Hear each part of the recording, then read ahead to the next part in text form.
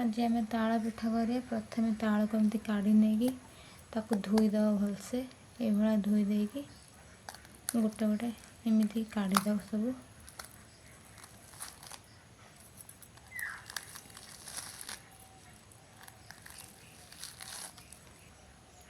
तापर आपको नहीं कि आम भल रंग धोईदेवा।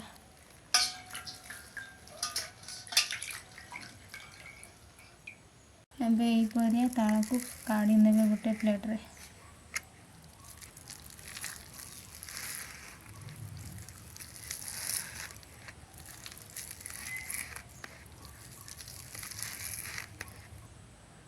मुझे तालटी को एमती भल भाव में काढ़ी नहीं।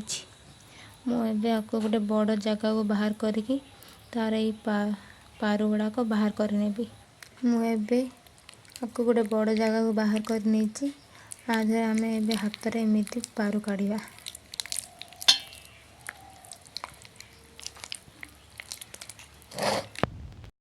आम फास्ट आपको हाथ में चुपार जो पारुड़ा थी बाहर कर नहीं एबे यार छोट छोट पारू गुड़ाक अच्छे ताकू मुझे चामच साहाଯ୍य सब एमती एमती करके बाहर कर नौची।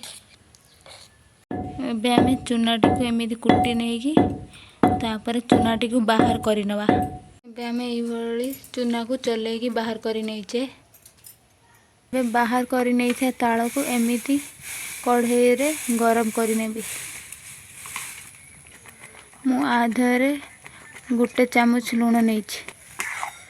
तालटी धीरे धीरे गरम हो आसलानी आपको आम भल भाव में गरम कर नवा। आपको एबे भल भाव में मिक्स करनेली। एबे यही पकईदेवा सब पिठा को।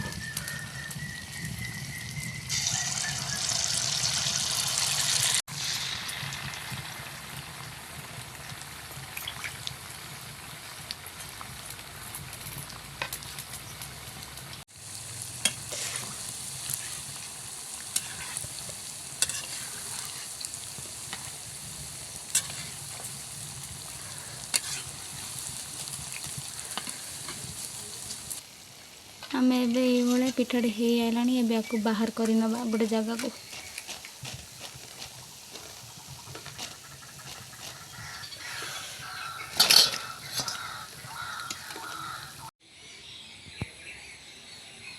एबे पिठाटा तैयार हो जाइए।